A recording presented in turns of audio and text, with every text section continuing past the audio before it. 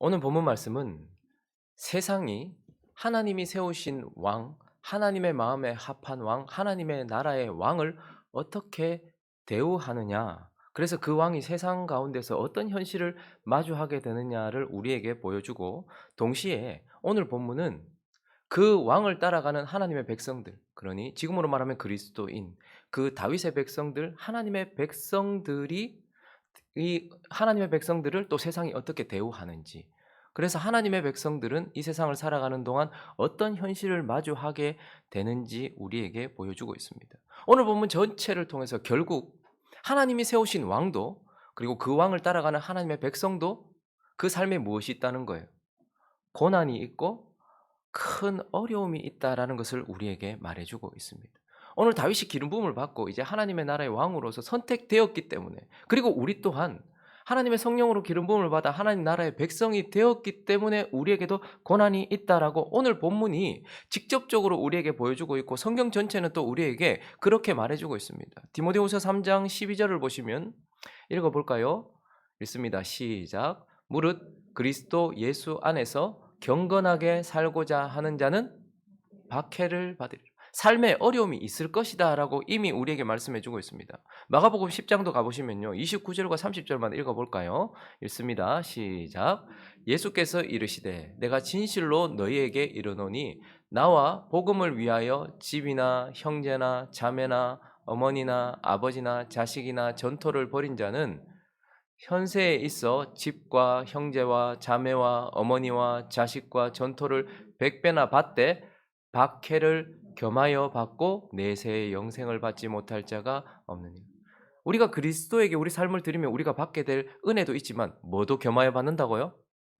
시험과 박해, 어려움도 겸하여 받게 될 것이다. 그러니 네가 하나님의 백성이라는 것은 하나님이 지금 너에게 주신 축복으로도 확인되지만, 지금 네 삶 속에서 세상이 주는, 세상 속에서 겪게 되는 박해와 고통과 어려움으로 인하여서 네가 하나님의 백성이라는 것을 깨닫게 될 것이다라고 우리에게 가르쳐 주면서, 하나님이 세우신 왕에게도 그분이 이 땅에 계셨을 때에도 그분의 현실 속에는 어려움과 큰 박해가 있었던 것처럼, 그분을 왕으로 모시고 있는 저와 여러분과 모든 그리스도인들에게도 박해가 있을 것이다. 그런데 또 하나, 오늘 본문은요, 고난이 있을 것이다, 어려움이 있을 것이다 라는 것만 말해주지 않고, 또한 그 고난 안에는 유익도 있을 것이다 라고 우리에게 가르쳐주고 있습니다. 오늘 본문 전체를 통해서 우리는 다윗이, 그리고 다윗과 같이 하나님을 따라가는 백성들이 받게 될 고난도 보지만, 그 고난 속에는 반짝반짝 빛나고 있는 크고 놀라운 은혜와 유익이 있다라는 거예요. 그래서 시편 119편 71절은 뭐라고 우리에게 말해주고 있습니까? 잘 아는 본문이죠. 읽습니다. 시작. 고난 당한 것이 내게 유익이라. 이로 말미암아 내가 주의 율례들을 배우게 되었나이다. 고난이 있다. 그러나 고난에는 또 뭐가 있다? 유익이 있다라고 말하고 있습니다. 자, 그래서 오늘 이 19장 전체는요, 이제 본격적으로 다윗이 고난을 받게 되는 장면을 우리에게 보여주는데, 우리는 그 고난과 함께, 고난이 없다라고 말할 수 없습니다. 그러나 그 고난과 어려움과 함께 그 고난과 어려움을 통하여 찾아오고 있는 은혜가 무엇인지 한 두 가지 정도를 살펴보려고 합니다. 그 첫 번째는요, 하나님을 의지하게 된다라는 것입니다. 하나님은 의지하게 된다. 여러분, 오늘 다윗이 받았던 고난, 혹은 우리가 받고 있는 고난이 얼마나 큰지를 1절을 한번 읽어보시면요, 읽을까요? 시작. 사울이 그의 아들 요나단과 그의 모든 신하에게 다윗을 죽이라 말하였더니 사울의 아들 요나단이 다윗을 심히.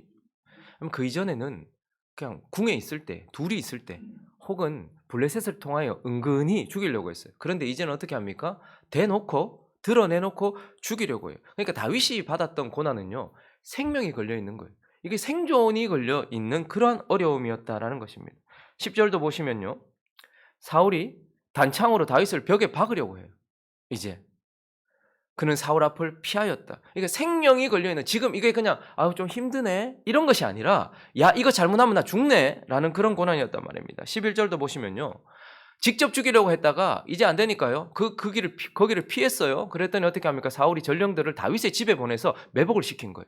그래서 밤에는 가만히 있다가, 내 딸 미갈이 거기 있으니까 밤에는 가만히 있다가 이제 다윗이 아침이 되어서 출근을 하고 다시 왕궁으로 나올 때 그때 잡아 죽여라 라고 말하면서, 어쨌든 지금 다윗이 큰 어려움에 처해 있다. 생존과 관련된 큰 어려움에 처해 있다라는 것을 보게 됩니다.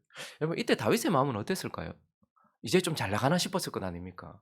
양치던 자기가 사울에게 눈에 띄었고 골리앗을 죽임으로써 사람들의 주목도 받고 사울의 사위가 되면서 왕가에 이제 들어가게 되는, 그래서 군 사령관이 되기도 하는 이러한 상황 속에 있었는데, 이제 그 상황과 함께 어려움이 찾아왔는데 자기의 생명이 걸려있는 어려움들이 이렇게 찾아왔을 때 다윗의 마음은 어땠을까요? 참 감사하게도 사무엘기와 같은 역사서는 다윗에게 있었던 역사적인 일을 우리에게 가르쳐 준다면, 시편 같은 노래와 찬양은 이 순간 다윗이 어떤 마음이었는지도 보여줘요. 시편 59편은요. 요 상황을 우리에게 보여주고 있는데, 시편 59편 표제를 한번 읽어 볼까요? 시편 58편 표제를 한번 읽어 보겠습니다. 시작. 다윗의 믹담시, 인도자를 따라 알다스헷에 맞춘 노래. 사울이 사람을 보내어 다윗을 죽이려고 그 집을 지킨 때에. 그러니까 이 58편은 오늘 이 본문, 다윗이 집으로 숨었는데 전령들을 보내서 다윗을 죽이라고 했던 때에 다윗의 마음이 어떠했는지, 그 순간 다윗이 어떠했는지를 우리에게 보여줍니다. 어땠을까요? 1절부터 4절을 한번 읽어볼까요? 1절부터 4절 읽습니다. 시작. 나의 하나님이여, 나의 원수에게서 나를 건지시고 일어나 치려는 자에게서 나를 높이 드소서. 악을 행하는 자에게서 나를 건지시고 피 흘리기를 즐기는 자에게서 나를 구원하소서. 그들이 나의 생명을 해하려고 엎드려 기다리고 강한 자들이 모여 나를 치려하오니, 여호와여, 이는 나의 잘못으로 말미암음이 아니요 나의 죄로 말미암음도 아니로소이다. 내가 허물이 없으나 그들이 달려와서 스스로 준비하오니, 주여 나를 도우시기 위하여 깨어 살펴. 밤새 밖에서 자기를 죽이기 위하여 칼을 갈고 있는 사람들이 있는 그때에 다윗은 딴 생각을 하지 않고, 나의 하나님이여, 이게 내 죄 때문이 아닌데 피 흘리기를 즐기는 저들에게서부터 나를 건져 주십시오라고 하나님을 간절히 의지하고 있는 것을 보게 됩니다. 그래서 이 시편의 마지막이 어떻게 흘러가냐 하면 14절부터 마지막 절 17절까지도 읽어볼까요? 읽습니다. 시작. 그들에게 저물어 들어와서 개처럼 울며 성으로 두루 다니게 하소서.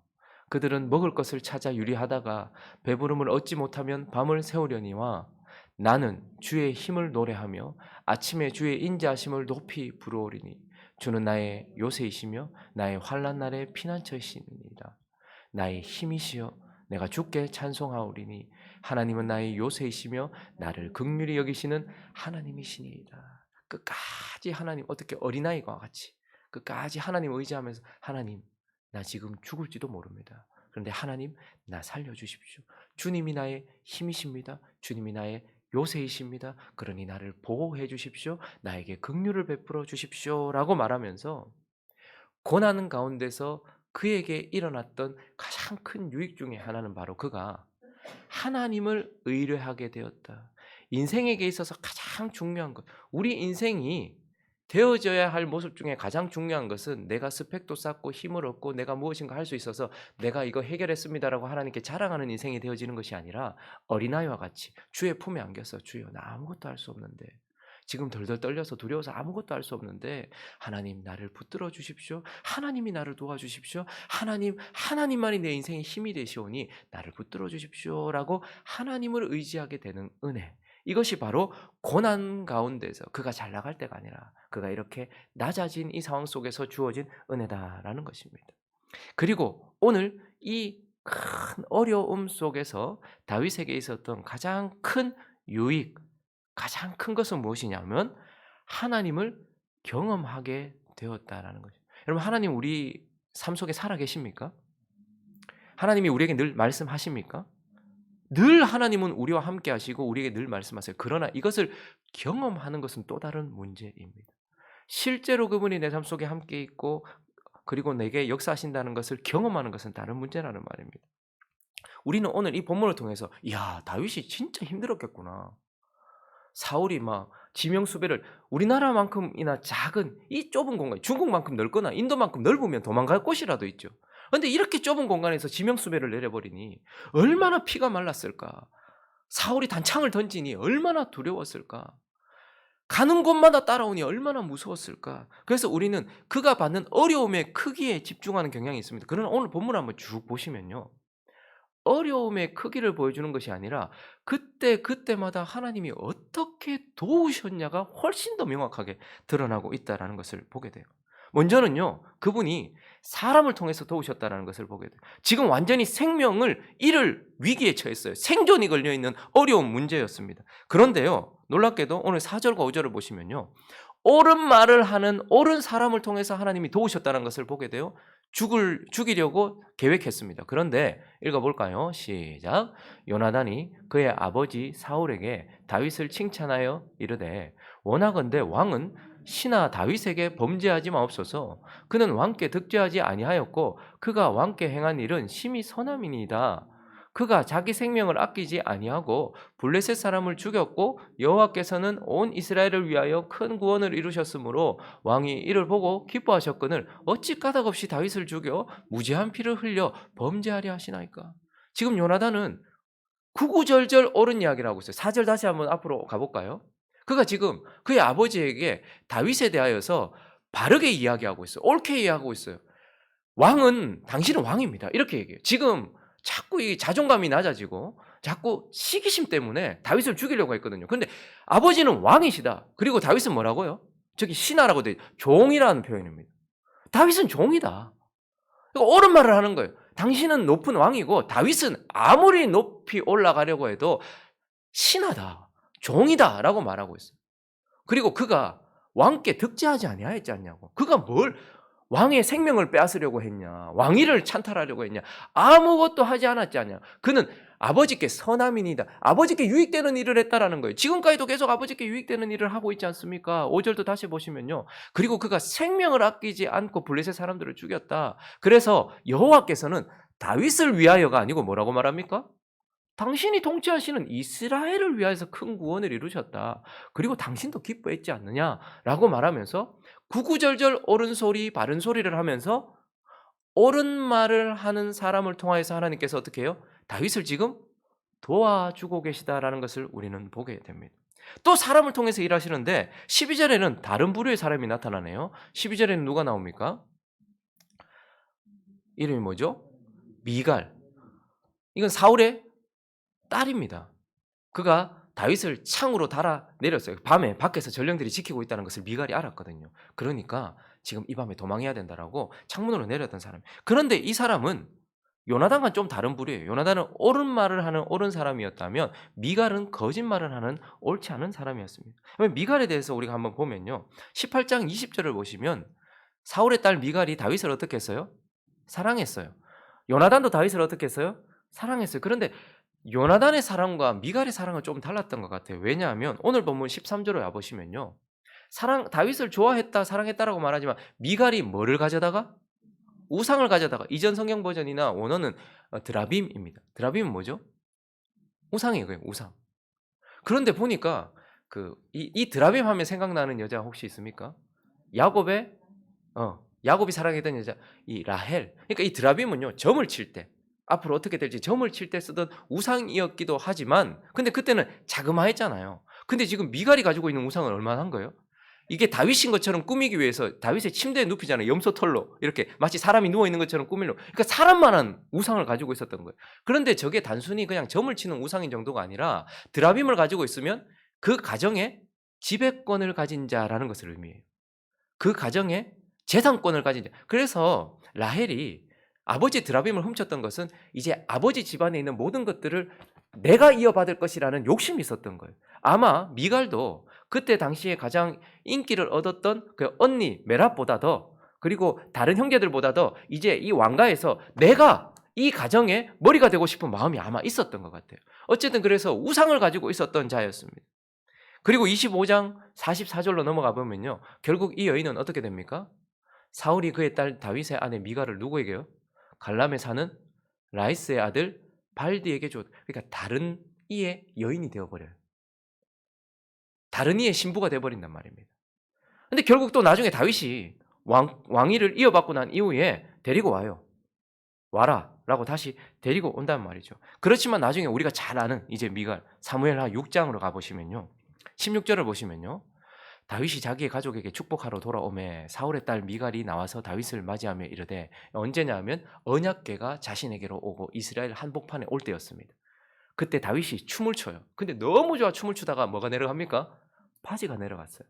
그랬던 상황 속에서 미갈이 이제 다윗이 왔을 때 뭐라고 말하는지 읽어볼까요? 시작.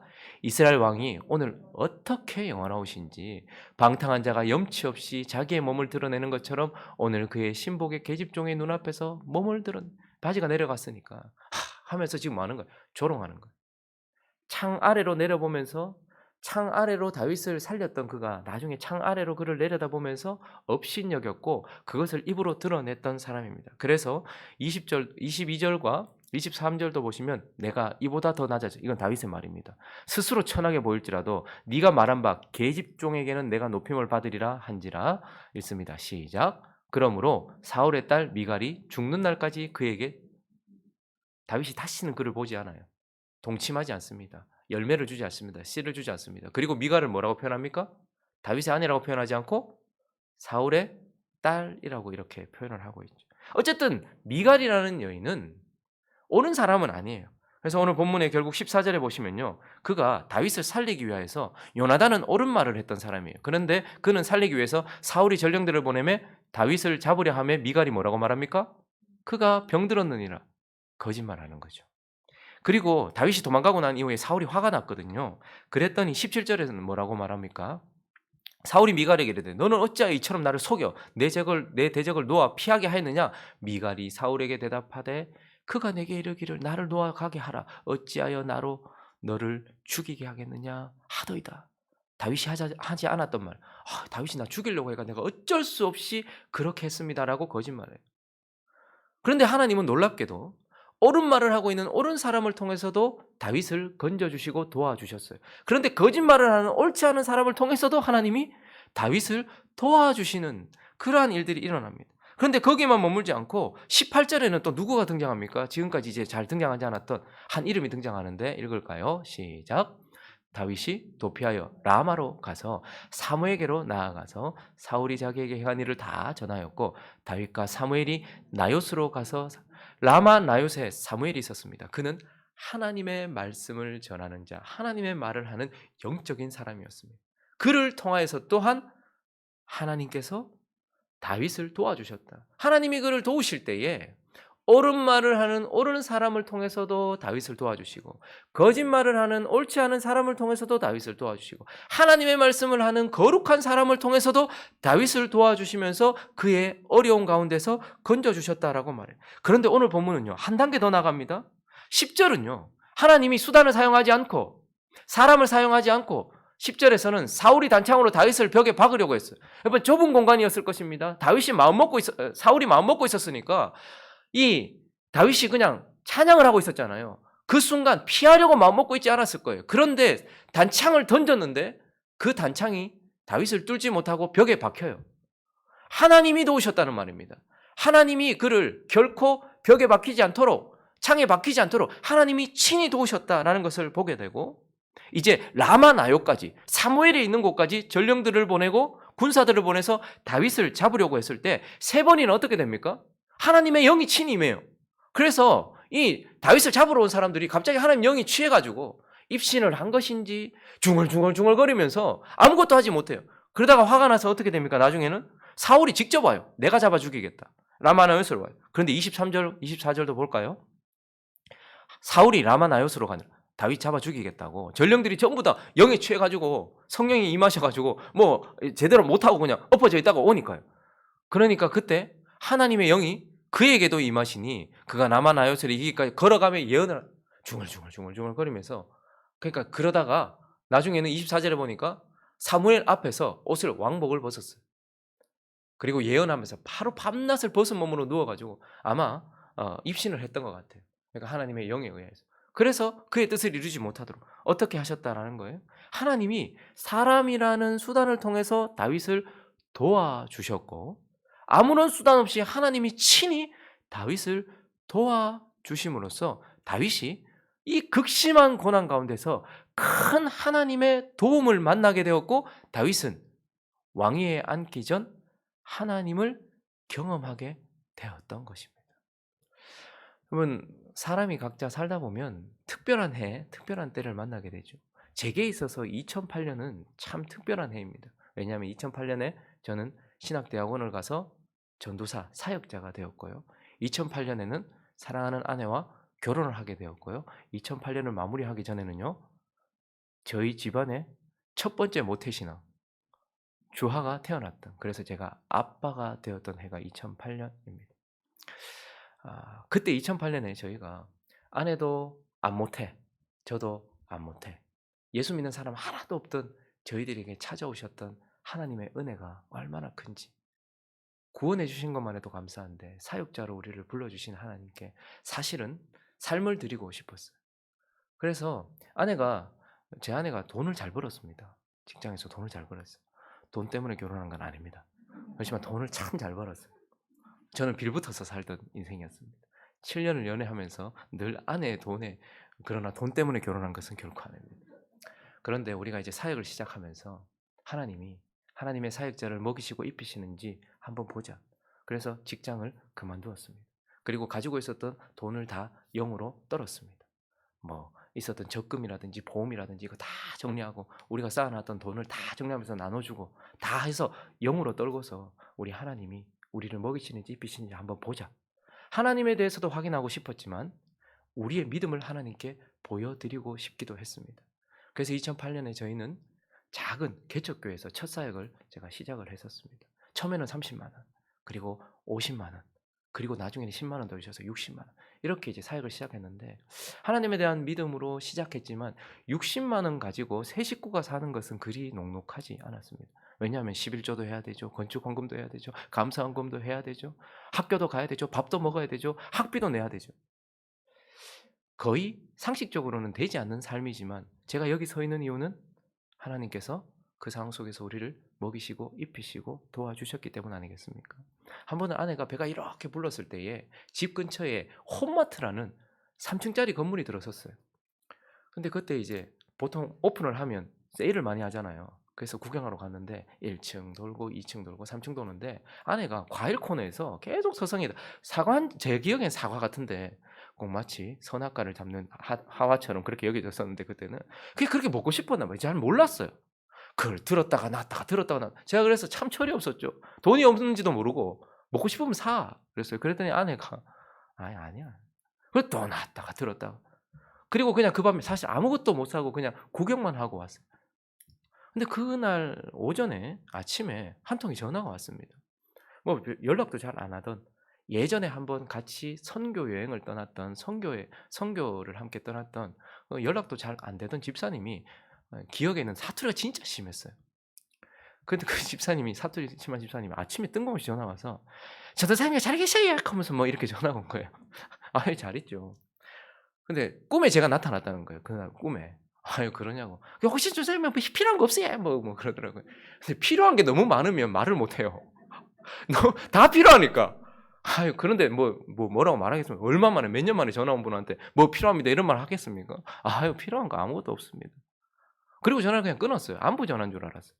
그런데 그 오후에 갑자기 또 그 심한 사투리로 "전사님 잠깐 내려와 보이소." 집 앞에 내려와 보라는 거예요. 그 "왜요?" "아 지금 내려와 보이소." 그 내려갔더니 택시가 한 대 서 있어요. 그 뒷문 열어 보라는 거예요. 보니까 거대한 과일 바구니가 뒤에 실려 있더라고요. 그거 그냥 뭐 "드시소." 하고 이제 전화를 끊었어요. 그래서 제가 이거 무거운 걸 이제 집에 들고 갔어요.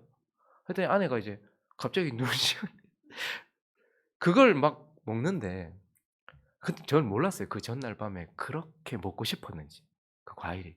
저는 임신도 안 해 봤고 앞으로도 임신할 일이 없기 때문에 그걸 잘 모르죠. 근데 그게 그렇게 먹고 싶었나 봐요. 근데 하나님께서 그다음 날 제가 그걸 보는데 뭉클하더라고요. 한번 먹어 보란 말도 없이 그렇게 먹는데, 제 기억으로는 제가 안 뺏어 먹었던 것 같아요. '아 이건 내가 손댈 게 아니다.' 싶었어요. 그 임신한 여인의 그 사모의 그 간절함, 그것에 대하여 하나님께서 그렇게 응답하셨던 것 같아요. 그럼 제 교회 바로 앞에, 그때 사역하는 교회 바로 앞에 지금도 그런 로고가 붙어 있는데, 왜 북한 빼고 남한에서 제일 맛있는 치킨, 부어치킨. 한 마리 5,900원, 제가 기억이 그래요. 그게 또 그렇게 먹고 싶다. 참 좀 그렇죠. 이게 뭐 좀 거룩한 소원이 아니고 희한해요. 좀 너무 어려우면 그런 것들이 소원이에요. '아 저 치킨 저 한 마리 진짜 먹고 싶은데.' 돈이 진짜 하나도 없는 거예요. 근데 말은 못 하고. 근데 뜬금없이 어떤 분이 주화 기저귀를 선물한 거예요. 근데 주화는 남잔데 여아용 기저귀가 온 거예요. 그래서 와 이거 뭐 참 뜬금없이 뭐냐. 근데 그 앞에 마트에 갔어요. 바꿔야 되잖아요, 남자용으로. 근데 거기서 이 카운터를 보시던 분이 사실 제가 진짜 말하고 싶었거든요. "돈으로 좀 바꿔 주시면 안 되냐."고. 근데 여기서 산 것도 아니니까. 근데 그분이 이렇게 보시다가 저기서 바꿔 가시면 된다."고 하다가 "돈으로 바꿔 드릴까요?" 이렇게. 아내도 나중에 물어보니까 돈으로 바꾸고 싶은데 차마 입이 안 떨어져서. 그래서 그렇다고 또 돈을 바꾸고 싶고 딱 얘기하는데 얼마나 영적으로 예민하신 분인지 정확한 저의 마음을 깨닫고 그 차 탁 마음이 들킨 것 같아서 말은 못 하고 막 바로 "아 예." 이렇게 말하면 좀 그렇죠. 뭐 돈으로 그럼 바꿔 주셔도 뭐 저희는 상관은 없고." 뭐 이러면서 돈으로 바꿨는데 그래서 요만큼 어쨌든 주화 거잖아요, 이 기저귀는. 그래서 요만큼 소고기를 사서 주화 이유식 할 거 사고 바로 앞에 북한에서 북한 빼고 남한에서 제일 맛있는 치킨 부어치킨 한 마리 사서 아내하고 그렇게 맛있게 먹었다. 등록금을 낼 때마다 하나님 어차피 주실 것이지만 그렇게 애를 말리시고 그렇게 기도를 하게 하시더니 마지막 학기에는 정말로 안 채워지는 거예요. 근데 학교에서 전화가 왔어요. "전도사님 이번에는 정말 안 됩니다. 이 기한을 넘기시면 퇴학당하십니다. 그러니 휴학을 하세요." 그 행정 직원이 정말 간절하게 얘기를 하더라고요. "아이 기다리십시오. 알겠습니다. 이번 주 안으로 내겠습니다."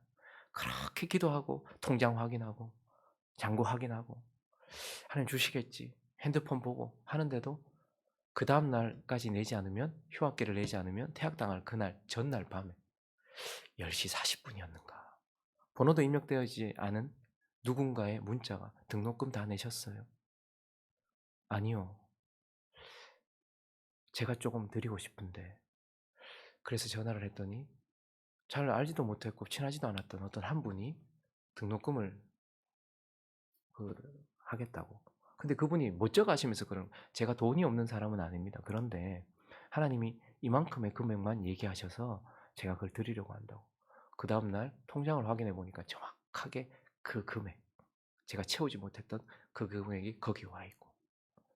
2 학년 올라갔을 때는 사실 책값은 저에게는 사치였기 때문에 책을 사지 못하고 늘 도서관에서 책을 빌려서 한 학기를 그냥 매달마다 가서 했을 때 그걸 몰랐던 교수님이 저에게 한번 핀잔을 주셨고 반 전체에서 우사를 당하고 속이 상했던 그때에 그다음 주인가 다다음 주부터 임혜경이라는, 얼굴도 아직까지 못 봤어요. "가난한 신학생 도와주고 싶습니다. 책값으로 매달 졸업할 때까지 10만 원씩 늘."